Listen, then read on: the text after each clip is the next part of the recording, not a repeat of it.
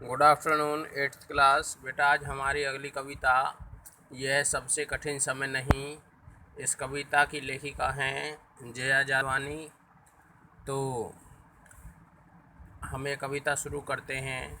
इस कविता के माध्यम से देखिए कवित्री जया जादवानी ने यहाँ पर ये प्रेरणा देने के माध्यम से कविता लिखी है। वो कहती हैं कि जो अभी समय चल रहा है यह समय अभी कठिन समय नहीं है, क्योंकि अभी इस समय भी चिड़िया की चोंच में बारीक सा तिनका का दाना है। यानी कि वह तिनका बारीक सी, उसका भी तिनका उसकी चोंच में है। अभी यह चिड़िया के लिए एक सहारा बना हुआ है। यह तिनका उसके कठिन समय में उसका साथ दिए हुए है। और आगे कवित्री कहती हैं कि इसी सहारे के साथ वह उड़ान भरने के लिए पूरी तरह तैयार है। फिर आगे कहा गया है कि झड़ती हुई पेड़ की पत्तियों को थामने के लिए एक हाथ आगे आया हुआ है और वह हाथ प्रत्येक स्थिति में उसका साथ देने को तैयार है। रेलवे स्टेशन पर भी अभी बहुत भीड़ लगी हुई है, क्योंकि अभी भी एक रेलगाड़ी अपने निश्चित स्थान पर जाने के लिए एकदम तैयार है।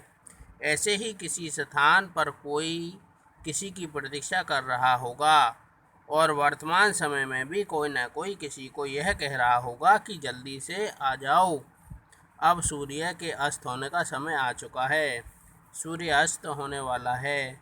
अभी बूढ़ी नानी के द्वारा सुनाई जाने वाली कहानियों के आखिरी हिस्से को अब तक कहा जाता है और विश्व के सभी बच्चों को अभी भी याद आती हैं कि अंतरिक्ष के उस पार से एक बस आएगी जो बचे हुए लोगों की सुध बुध लेकर जाएगी। अतः हम कह सकते हैं कि यह कठिन समय नहीं है, हमें इससे डरना नहीं चाहिए और हारना नहीं चाहिए।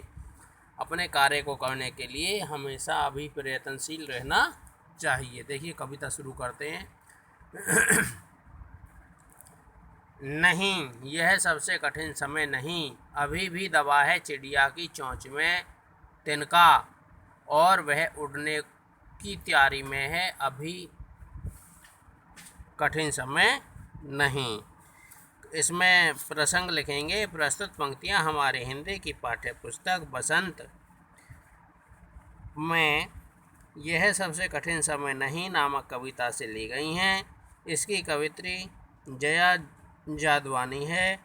उन्होंने कविता के माध्यम से लोगों को प्रेरणा दी है और नया मार्ग दिखाने का प्रयत्न किया है। तो व्याख्या करेंगे बेटा।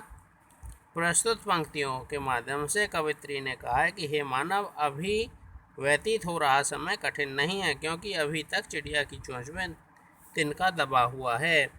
उसे अभी सहारा और सहायता उसी तिनके से मिली हुई है और जो तिनका उसकी चोंच में दबा है उसे लेकर वह उड़ने को तैयार है। इसका अर्थ यह है कि मानव के जीवन में वह परिस्थिति अभी नहीं आई जिसे विकट और कठिन कहा जा सके। अभी तो चिड़िया की भांति तिनके के रूप में सहारा प्राप्त है। तुम भी अब गति करने के लिए तैयार हो जाओ, इसलिए प्रेरणा दी है। इसमें बेटा विशेष में लिखेंगे। भाषा सरल सहज भावपूर्ण है, खड़ी बोली का प्रयोग हुआ है और सरल सहज भाषा तत्सम शब्दावली, मानव को जीवन जीने की प्रेरणा दी गई है और अनुप्रास अलंकार का प्रयोग हुआ है। अगला देख लेते हैं। आगे है, अभी भी झड़ती हुई पत्ती थामने को बैठा है एक हाथ। अभी भी भीड़ है स्टेशन पर। अभी भी भीड़ है स्टेशन पर। अभी भी एक रेलगाड़ी आती है गंतव्य तक, जहां कोई कर रहा होगा प्रतीक्षा। अभी भी कहता है कोई किसी को जल्दी आ जाओ कि अब सूरज डूबने का वक्त हो गया। इसमें कवित्री कहती हैं कि लोगों को प्रेरणा देते हुए कि अभी पेड़ों से झड़ने वाली पत्तियों को नीचे से पकड़ने के लिए एक हाथ बैठा हुआ है।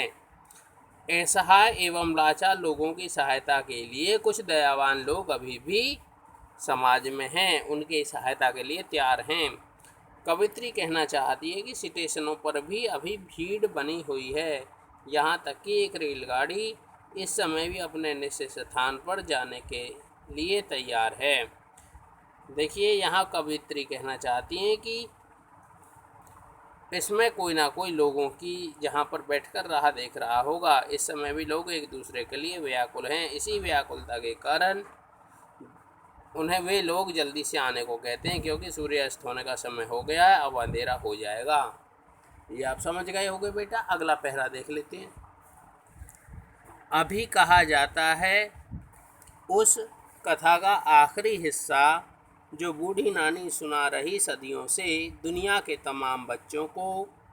अभी आती है एक बस अंतरिक्ष के उस पार की दुनिया से, लाएगी बचे हुए लोगों की खबर। नहीं, यह सबसे कठिन समय नहीं। तो कवित्री यहाँ कहना चाहती हैं कि अभी भी बीते हुए समय की उस कहानी के कुछ हिस्सों को सुना और सुनाया जाता है, जो हमारे घरों में बूढ़ी नानी कई सदियों से हमें लगातार सुनाती आ रही। आगे कवित्री कहती हैं कि अचानक अपने भावों में परिवर्तन लाते हुए उन्होंने कहा है कि अभी एक बस आने वाली जो अंतरिक्ष से दूसरे छोर से आएगी। वह दुनिया भी अनोखी एवं निराली है। वह बस आसमान के उस पार दूसरी दुनिया से जीवित बचे हुए लोगों की सूचना लाएगी। अतः कहा जा सकता है कि वर्तमान समय जो चल रहा है यह सबसे कठिन समय नहीं है। तो बेटा विशेष पहले वाला ही है। कवित्री अतीत को स्मरण करते हुए वर्तमान समय को उसको ठीक बताती है, कहती है कि यह सबसे कठिन समय नहीं है। तत्सम तद्भव शब्दावली है, सरल सहज भाषा का प्रयोग है, खड़ी बोली हिंदी का प्रयोग है, अनुप्रास अलंकार है, मुक्त छंद है। ये आप कविता याद करोगे और इसकी सह प्रसंग व्याख्या लिखोगे अपनी फेयर कॉपी में। Okay, thank you.